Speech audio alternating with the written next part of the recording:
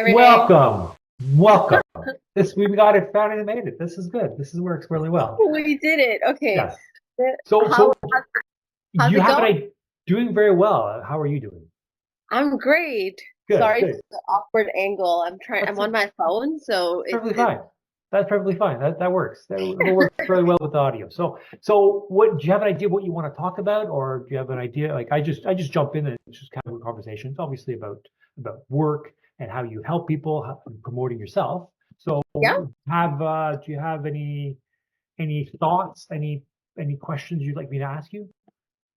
Honestly, yeah. Like I like to have a conversation too. I don't think we've met before, so I would just No. even no, or Okay. so I would just like to even have a conversation and get to know each other a little bit. Yeah, yeah. Oh, yeah. Sure. I mean, I don't. I'm not in any rush. But you said 1 o'clock, so I'm kind of jumping I from. know, but no, for sure. So like, I can just say maybe a little bit about myself, and then you can Okay. kind of tell me, um, what you would like to hear more about, essentially. And then we can kind of go from there if you want. Yeah. Yeah. Sure. So you're a mortgage broker. I am a mortgage broker, but I'm also a real Perfect. estate investor. Awesome. I actually started as a real estate investor first, and then got my mortgage license, and now broker's license as well. And Awesome. yeah, and That's it. then Yeah. I did contracting and then jumped into real estate investing and then realtor. So yeah, just different, same branch, different venue. Yeah. honestly, I feel like because I think if your focus is on the investing side, the rest, like the licenses, just kind of help you throughout the process. I Mhm. felt like it was like an additional value add I could offer, not just for myself, but to the clients. Like, like your realtor license, I'm Of sure it kind course. of comes in handy Of when course. it The comes knowledge to. I have just spews out. It just falls out of my pockets. It's so much. It's unbelievable. The connections, the contacts. It's very helpful Exactly. for others, and they just really they do benefit immensely from it. Absolutely. And it's like, yeah, like it's a good, I realized when I was initially doing like in learning about investing and there was like the whole conversation about OPM and all of that fun Yeah. stuff. I was like, okay, how am I going to ask someone for money and have no experience or nothing? So like it makes no sense. I wouldn't give me Yeah. money, like, So So what did you buy? What did you first buy? What was your first investment? so it was actually right in the middle of COVID. So the first property I bought Awesome. was a single family home. Yeah. Um and then I that one I sold. That was a whole thing as well. There's my investing journey has been quite entertaining as short and fun. I mean, it's still ongoing, but for the last Good. few years. Um And then I started doing flips with one of my business partners. We did Nice. about 4 or 5 flips in the last few years. Awesome. And then we bought, and then I have another like partner with JVs. I did a few rental properties. So I have like duplex, a fiveplex, townhouses, and another single family home Cool. as the rental portfolio.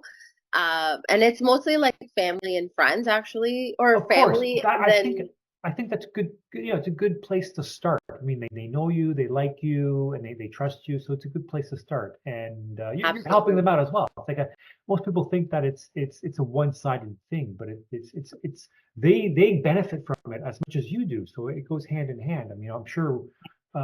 For example, I started off with my mother. My mother was the first JV partner, and she had some funds that she needed to do something with it, and Yeah. she was kind of pushing me to get stuff going. So it worked out really well. This is like, what was it, over 10 years ago. And well, where we bought has fed her and basically made her live from this day. She lives off the interest. So it's amazing. It's Yeah. not the interest, but the cash flow because it was student rentals. And that's the thing I'm realizing, like timing of when we started investing, like the investors that started investing where I was, we don't see that Where's cash that? flow. Where's that? No, as it like Ontario, but Oh, like yeah, in yeah, the timeline of where we started yeah. is we don't cash flow. Like I have my rentals in places like Cornwall, and I realized Really? with that, Cornwall. I know, That's amazing. yeah. Wow, you So were I'm like 4 hours away from Cornwall. That's yeah, cool. 4 hours away. But I realized though, even with property price points being that low, you do cash flow. But Nice. in Ontario, I realized one big ticket item repair wise, Mhm. like your roof, windows, HVAC, or whatever, like those big fives usually, or a bad tenant. will take away that cash flow really quickly. Yeah. So what's your take on cash flow? Like, what is cash flow? A lot of people believe that Yeah. cash flow is what they can live off. Of course, there's few people who do it, but for the most part, starting off, it's very challenging to live off the cash flow. So what's your take when you talk to JV partners who go, listen, I want 4 properties and I want every property to cash flow $1,000 and I want to quit my job after 6 months. What do you tell these people? I think here's what it is. When they perceive that, like right away, like this, just the way they're saying of what they want, Yeah. it's like setting expectations. I could maybe help you do that in the States. Sure, that's a possibility. Yep. Here, although I'm switching gears, so I'm not really investing in rental properties at the moment. I'm getting into the more um, fundraising and as a mortgage broker, like creating funds with builders and Nice. developers on the Nice. side. So right now, honestly, I don't really pitch JV partners, but I do talk to, because I'm a mortgage broker, 99% of my clientele is investors. And when they do come to me, they're like, I want to buy my triplex so I can retire. I was like, okay, let's actually do the numbers. Let's do the numbers. Say you buy a property, a triplex that they're like, a lot of people want to buy in Hamilton all of a sudden. So I'm just going to use that because that's on top of my head. Yeah. Hamilton. Sure. Okay. After the mortgage interest rates where they're at, you're going to do that. You're going to add your taxes, insurance, but you got to add your vacancy, your management, your maintenance, like add all of these numbers that people don't remember to add Very and important pretend it numbers. doesn't exist. Very Right? important, especially vacancy and management. Without that, I mean, you need someone to manage it. And even if it's self-managed, I really believe they should put the number in there. You should, because you're taking your time, right? Like put $1 on your time, value your time, True. and then base it off of that. If you didn't have the time or something happened and you pass it on to somebody else, well, at least there's a buffer in there already. Absolutely. And even then, like you're right. And even then, like even if you are managing yourself, you're gonna still require, unless you're like the handiest person in this world and you can fix everything, you will require to be There hired. will be problems. There will be problems. And you will require to be outsource certain things and trades and things like that. So regardless, yeah, add those numbers. Now, in places like Hamilton, where the price points are also quite high, you're looking at maybe, if you're really lucky, I would say a couple $100 each unit, say if it's a triplex. Now, look at your expenses. Do you think you can live at less than $1,000 a month in terms of your living expenses? So now think about it. And like when I started out, was a pitch for a lot of these investors who were teaching and coaching all of this, right? They're like, then you buy thousands of doors and then you that's your cash flow and you live off of that cash flow. And I'm like, fantastic. Yeah. And some people that works. But now, one question I ask, because I asked this to myself, okay, what is a lifestyle you're going for? Because a lot of times people don't understand when you are doing this, you are creating, like, do you think you can make a life out of managing thousands of tenants? If not, you're managing yourself. You still have to manage the property. That's a lot of tenants to manage. That's a headache. That sounds like a headache. Big time. And then even if you're not managing yourself, you're managing the property manager. You're still then you're creating a business out of it. Yep. Is that what your goal is? Then sure, let me help you with this triplex. Like, let's do it. Let's help you coach through this. It sounds realistic. It sounds very realistic. Like you're bringing people down to the ground to like, this is realistic. This is how it operates. I mean, a lot of people talk about the pipe dreams, the dreams of what it could be, and sure, there's aspects of that, but that they often overlook, and often social media overlooks the reality of it, which is sometimes there's problems to solve, and sometimes they're not that pleasant, and there are sometimes where you're actually not making money, you're losing money, which more and more I hear people getting in this situation.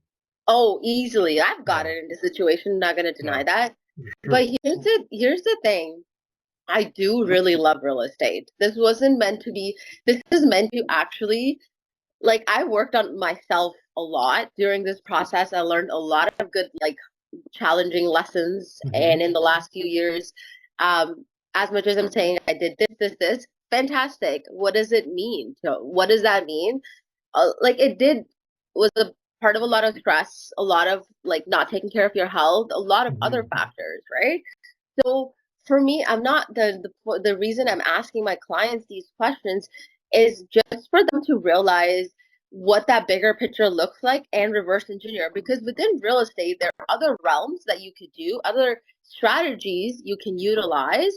And it, like, I think people, whenever they think of real estate, if you're not in real estate, all you think about is buying your rental property, which is Yeah. great. Like, I think that's a great start. Or people feel like they're missing out.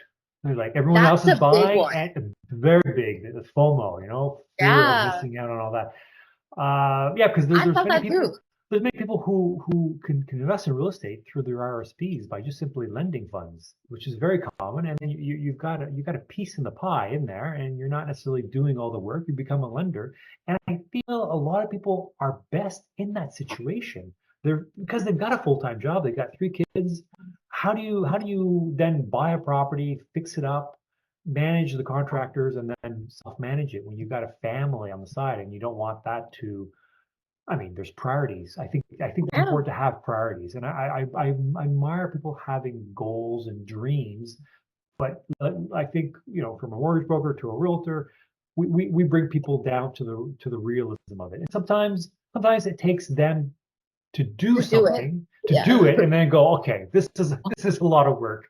It's worth the 7% or 8%, whatever it is, and they're much more pleased by that. So what kind of clients do you like working with? My clients honestly are started with investors, have always been Mhm. investors. As much as I try to delve into the first time home buyer, I did a few for friends and family. Yeah.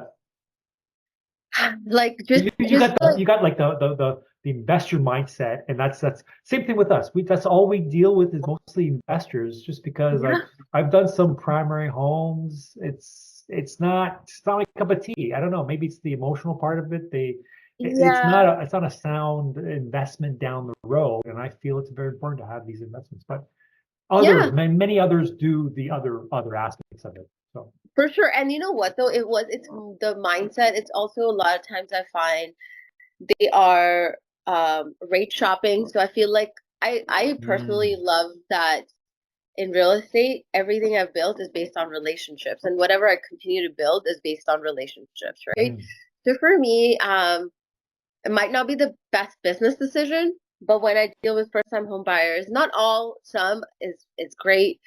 I find it hard to build a true relationship for long-term purposes because their focus is so narrow as to like they're looking for the cheapest rate to get into a mm, principal residence. yeah. And that's fantastic. Like if that's all I needed, that's great. Then I can go to any broker, any bank and be okay. You know what I mean? That I'm not adding value to their lives Mhm. unless I'm truly coaching them through something. And sometimes they don't want to be coached. They just Who want do you, that who do cheapest you rate. normally coach? Are the first time investors? Who do you usually coach along the way? Mostly investors or even first time home buyers if they're looking Mm. to be investors. For instance, some like I have a few first time home buyers that they're like, yeah, how can we buy this, but then also buy our next one? Or coach them through the like they don't know what they're doing, period. Like they're like, we don't know what land transfer tax is. Like, you know what Yeah, I yeah, mean? okay, So yeah, like yeah. having those conversations about like certain expenses they need to be aware of. Land transfer tax, for some reason, I still get surprised how people don't know about it. It's like a large chunk of money that goes up front. Huge Especially, cost, especially in Toronto. It's like yeah, double the cost. exactly. And like it's not like even in anywhere in the GTA, even if you're not in Toronto, you're not buying anything for less than 600,000 on a good Mm. day. That too, and that's still a couple of $1,000s for land transfer tax that you need to come up front as part of your closing costs. So like just coaching people through that, or it's not even coaching. I don't even want to call it coaching. It's like Guiding along the way, doing my job. grabbing their hand, and kind of guiding along the way so that they're not freaked out. And I Yeah. spoke to another mortgage broker. He's like, simple as contacting the lawyer, getting the Yeah. lawyer and realtor involved. So we're all 3 of us are working together to make sure That's a all big one. documents are there. Seems Yeah. so simple, but I think some people just don't do it. I agree. And then now I'm actually getting away from the residential side completely on the Hmm. mortgage side and on the investing side. So I have a team that I would like send I would still connect to the client and I have an underwriter who will take over. Yep. I'm focusing on commercial and construction financing for Cool. myself and for mostly now working with those people as well. Um, and I do realize it's a very different mindset, to be quite honest. And I personally like to surround myself with people who are doing things like that. I learn from them, Hmm. so it's not a Hmm. one-way street. Secondly, I get to see what other people are doing who done things a certain way or are successful in a certain way. And I get to like open my mind to different opportunities and different things because most people who get into real estate, they're not really there to be a realtor or a mortgage broker. Like there, a lot of them I find are more creatives that Hmm. are looking for different opportunities to create a better life. And For that's sure. where I feel like when I work with certain clientele now, even though they take longer to close, but it's like I feel like excited to work with them or work for them in that sense. And I like working with them because I also see what's possible. When I Yeah. first started off, I didn't realize what can be done. And then I met somebody and he says, listen, if I did it, you can too as well. There's no reason not to. And then surrounding yourself with these types of people, then you get some ideas and then you're just leveling up to their Yeah. level and you're doing somewhat the impossible. I find the vast majority of the population just the idea of buying a home is very traditional, saving up money, and then you buy something, and it's somewhat archaic, and they seem to believe this through I don't know maybe movies or television, but we seem to be doing the impossible in their eyes, but we're like no, it's all regular. As you do it more and more, it just becomes the norm. Yeah, that's what it is. You're Yeah. training your subconscious mind to be that's just your basic skill. Like you're training your mind to believe that that is the normal. And here's the thing, over the last few years as I was investing though, it's funny you mentioned the whole buying a house saving. Hmm. It is underrated. I feel like some of those people are at peace at least. Yes, You know what I definitely. mean? Yes, it's a I different find ball like game. If you're looking to raise a family, buy a house somewhere in the suburbs, I mean, by all means, amazing. we're not judging people. No. If that's what you want, Yes, great. But yes. there's other ways of making money, and we understand that you can buy and sell with profit and make a substantial living, different Yeah. than others. There's ups and downs as well. We're in a bit of lull. At And I least like in the the I last like few the years. I like the belief. I also like the belief. I was talking about this on the weekend. Was that money is really like a tool, and people they're thrown off by that whole notion. Like, what do you mean It is a such a tool? tool. It is a tool. So can you elaborate on that? Because I feel it's very common in my circles to talk about this, but for others, it's like, what do you mean it's a tool? Like, what, like, how does that Oh, I love this conversation. I love this conversation just because think about it this way. Money is like if you think money is a piece of paper, a piece of metal, that's all it is, physical, mean? right? Now, it technically is a tool because what people want it what it gets you. It's not the actual piece of paper, it's not the actual metal. It what it's the lifestyle they want from it. Yes. Drew well said. It's the lifestyle. It's the happiness. It's the It's the relationship. It's freedom. it's the freedom. It's not necessarily the money, but a lot of people are No. focused on the money and they lose sight of what really matters. And that's Time why is an asset. 100%, and that's why when I'm going back to like a conversation about how I talk to my investors, my goal is to remind them to focus on that, not the Hmm. money. My goal is to remind them to focus on the lifestyle they're looking for. Hmm. Does dealing with tenants fit their picture by the pool, by the beach when they're sipping on their margarita? Does that fit that vision? Yeah. And it may or may not, and sometimes it may, and that's okay as well. For me, I personally doesn't fit my vision, and I only realized that after I went through a few properties, Hmm. right? Because when like social media, like you said, will paint a very pretty picture. And when I was starting out, a lot of the investors were extremely loud about OPM and what they were doing Hmm. and Hmm. leverage and leverage. No one saw 13 rate hikes, like no one. Yeah. People saw rate hikes. We all predicted rate hikes. And anyone can make money off just buying something, fixing up, cleaning it up, and then just going on the market, and they made 80,000 to 100,000 or so. The market's changed a bit. It's now a lot of people are out. And in fact, I encourage people to, if they don't want to be in Ontario, by all means, go to the States. Everyone's talking about going to the States. Great. I But know. it leaves the strong players, the important players in Ontario to actually get stuff done. And there's always ways of profiting and cash flowing nicely, but you got to be creative. You got to know the rules of the game. Yeah. So actually, let me ask you this question then, because yes, it's been a very common conversation, and I've been part of that conversation where I was like, Ontario only makes sense for certain kinds of properties for me, not for everyone, for what I want. But so here's what I do, and this is what I suggest to the clients that I work with as well, and investors I work with, is I started off with student rentals. Started off with student rentals because of the cash flow. And for many years, it got squeezed out. Cash flow didn't work out. Now we're seeing, even though the interest rates are very high, cash flow is back again in the student rentals. So where we live, like I just focus on Kingston, it's guess how much per room, Queen students. And Queen students, it's not like any type of university. It's a higher end university. You need a high grade. Yeah, it's at the Harvard of the North, as they say. But so guess how much per room that they pay at the moment? 500, 600? Double it. More? It's 1,100 per room. That's like Toronto. Yeah, I know. Yeah, because all students, vast majority of students that go to Queens are from Toronto. So they come here and we're locked in. Like there's no way of going south. The lake is in the south. And the university is so small that it was kind of built in downtown. So they're locked land, and everybody wants to be 20-minute walk from the university. Not like in Toronto or York, where it's built in the 60s and there's a lot of land and a lot of properties. Here we're locked in, so that's why it's now 1,100 per room. So we bought a property for a client just a while ago, and he's getting 5,500 per month.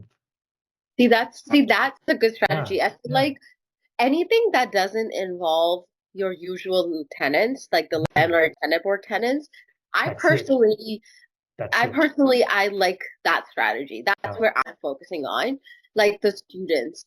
It would sound very funny, but I started looking at parking lots and storage units. Underrated. So underrated. But zero, like no maintenance, no human contact. It's those, as you said it earlier, those who are creative are those who succeed in business. Those who can make it more, who can think outside the box, make it work. So the other aspect of the students is just, I mean, this came about less than a year where the prices jumped up, but also with Bill 23. Bill 23. Just change the name, the rules of the game, and a lot of people are playing prior to Bill 23 are not familiar with it. They need to understand that the rules of investing have completely changed. So play within those rules. And in Kingston, you may not know this. Let you know that Kingston received $27.6 million from the federal government as it's a housing accelerator fund. And though that money is free, but it comes with a few criteria. And one of them being they got to go from 3 units per lot to 4 units per lot. And from 8 bedrooms per lot to 12 bedrooms per lot. So once again, this is just in the making. And once it's those who know about these rules that jump into the game and get benefits, just like duplexes in 2016, 2017. It wasn't well known. All of a sudden, the big players were doing it, and all of a sudden, everyone followed through and knew how to go about it. We're in the exact same situation with Bill 23. It's still very unknown for the mass majority population, but also the 4 units, it's a game changer. So we're land developers now. Yeah, and like that's the part, right? It's interesting you say that because now the banks are starting to realize that. Like I have a lender, I can't say the name because they're still in the experiment stage. They're experimenting with the construction financing for lane-based housing now. And they were very conservative in terms of what they lend on. They're an institutional lender. So they're creating programs that they're adapting. Also, we have US elections this year, Canadian elections next year. That's a huge impact on how the society functions, right? It does. And like the rules they implement, the new government, what they'll do about it, and all of this stuff. I'm just assuming the new government because I'm praying for the new one. But Yeah. actually, you know what? I don't know. Canada, we just don't know at this point. But We're in a lull right now. We're not doing yeah, too well. It's everyone's kind of tightening a bit. We've got, I don't know. It's I don't want to get into the politics games, but it is yeah, we're in a lull at the moment, and yeah, it's all part of the economy where there's ups and downs, and those yeah. who can weather the storm and get out of it, because I'm definitely a firm believer that there'll be Yeah. we're in the winter of the economy. It And is what it investors is. said, yeah, and investors said this for they're like, stay alive till 25. That's Yeah, the goal. yeah, it's That's the survive to goal. 2025. That's the term of it. I like to also mention the change provides opportunities Yes. because a lot of people they don't like the changes, and there's tons of changes going on, and they want to stay as it was before with $1,000 cash flow. I was doing this $1,000 cash flow, I was doing great. Well, change provides other opportunities. Find those other opportunities. And with us, it's the student rentals Yeah. near the college or the university. And you And found your niche. the nice, great thing is that, I mean, I've been dealing with students for like 20 years. Not Mm. once have I gone to the landlord's Edinburgh. It's not And an students issue. are It's not not an going issue. to. They're not. Students are not No, going to. no, they're They're not. They're not. They're not. it's They're the most likely just leave or take off. yeah, like That's what you Cornwall, I want. definitely realized like Cornwall was a great learning lesson for me, for instance. Like I had a duplex, fiveplex, and two townhouses there. I have one house in Brampton, so, Mhm. uh, and I realized places like that, small towns, do not like apartments. They're not ready for them yet. At least they weren't before. So the Mhm. audience it attracted in my fiveplex very different from what it attracted in my duplexes with the backyard and townhouses with space. Mhm. Now, fiveplex changing now. All my tenants, maybe one is like a little late on payment or something, but most of the tenants now are good tenants because Cornwall is running short on rental Oh, housing, really? Low vacancy then. very low vacancy, Really? but really tricky. You have to really make sure you find your right tenants though there because Yeah. the local Cornwall people there are still very much there are like ODSP welfare ones, which is not a problem. It Mhm. just becomes a problem, has become a problem for me in the past Mhm. where I had a tenant not paying for a year and then I had to pay him to leave.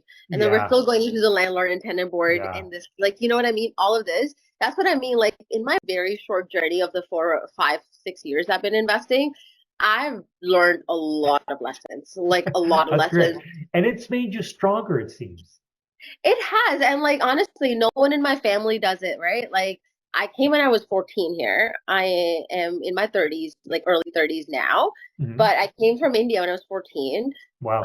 My parents still work like, they came out as immigrants and they still worked in factories. They still work in like Mhm. department stores and stuff like that. And I did all of this to create a better life for them. And then that's why That's amazing. when I'm talking to investors, I say it because um, You've what I lived it. realized, You've lived yeah, it. You've lived it I've lived yourself. it, Your success story. and not even success with like the lessons. Like I'm like, if I had lessons, if I had someone else's lessons to learn from, I'd rather do that, right? Instead Hmm. of figuring it out on my own, because a lot of it, as much as I have a community now around me, Yep. it took some time to create that. And the FOMO was a big thing for me because I had these people and coaches yelling on my face saying how they're buying 300 doors and doubted some of them now are in bankruptcy, but like Yeah. different story on that one. Um, but FOMO was a big thing. But like Yeah. I realized for me, as like what strategies I was doing, the market drastically changed, and I also came out in a lot of debt. And I was like, okay, so clearly the strategy is not the purpose because that's like it's not hitting the goal that I truly want to. Mhm. So now you rejig it. Like it made me stronger, but also maybe realize the questions that I'm asking other investors to ask myself. And I Yes. got into the rabbit hole, not rabbit hole, that's like the personal, it's such a buzzword, the whole personal development stuff. But like got It's into like, needed. It's needed. Yeah, I think it's definitely needed because I really yeah, believe that our success is a reflection of our inner world in a certain degree. So 100%. if that's all fine, I sometimes ask, yeah, like you, I sometimes ask my clients. I say, what do you value most? Like what's important for you? Because it's having an extra, an extra $1,000. Is that going to change your whole life? Like what is it exactly that matters most? Think about that Yeah. and balance things out as well. Yeah, that's a big one. And that was the question. What are your core values? Like, what are your Hmm. core values?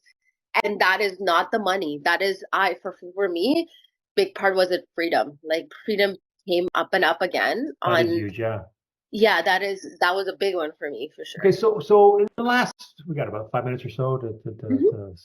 so what do you aspire to be down in the future? Like how do you see yourself or the economy, or you want to talk about yourself or the economy, whatever you want to, however you want to end this. Yeah, I see myself. Okay, so couple of things that I'm personally right now working on is Mhm. being treating life like a little bit of an experiment. It sounds Hmm. really funny, but here's why. You won't know till you know, right? Like Yeah. it's just what I learned. It's like now I'm diving into this world of construction financing development and things like Yep. that, and it's not for 4 units, it's for 200 units or 300 Hmm. units, like those buildings and apartment buildings. And I'm like, am I really doing that? Like I'm like, what? Wait, where did that all this happen? How did this happen? But it's because I was surrounded by people like that. So now I'm being a bit of an open box where it's like my mortgage financing side is fine. Mortgage brokering is what I love to do. I love dealing with clients, all of that. But the Hmm. bigger picture, I'm treating my life right now as an experiment where let's see what happens. And it's a bit of surrender to what the kind of universe kind Ooh, of I shows. like that word. I like that. Yeah. Surrendering to what comes about and just accepting it and just going, let's go with the flow. Yes. Let's work on this and see where it comes Yeah. out of. And that's very much like as a female in this industry, I found myself like I'm competing and all of that with men. And I was like, honestly, it doesn't even feel good to me. It really isn't. Hmm. It Hmm. was also allowing myself to be in my feminine energy. And I'm like, if it may work for a male or it doesn't matter, it may work for someone else, a male, female, regardless. It just doesn't work for me. And Yeah, that's yeah, no, no. okay. There's strength. There's a feminine strength, and work with it, and definitely. Yeah. Um, And that's like where I've seen myself where I'm just like surrendering to the what opportunities are coming into my life, and some of them are pretty fantastic where oh, I can't even believe it, to be honest. But that's awesome. That's awesome. and I'm also looking to sell actually a lot of my Cornwall portfolio. Now it's pretty settled, so it's not a rush, but when market Hmm. picks up, I will take that opportunity to sell it. Um, and then move that money around into uh, the other creative asset classes that I was talking about. Reallocate it to other investments, other opportunities. Of Yes, course, yes, yeah. It's always it's part of being an investor. There's rotating capital at all times. yep, yep. This has been great, Jessica. Um, how do people get in touch with you for those who want, uh, independent mortgage broker and slash coach as well? Yeah. Honestly, you can send me an email or Instagram. I mean, like I'm a true millennial. Just message, DM me on Instagram. I probably reply the You're a fastest there. hard-working millennial. That's a big difference. That's awesome. That's awesome. Well, I'm Yeah. glad. I'm So glad. I'm glad it's all working out for you, and it's a pleasure talking with you. And I'm yeah, sure we'll talk again. yeah. And I would love to have a conversation outside and actually get to know you because this is the first time we spoke and met. So this was, yeah, this was still a great.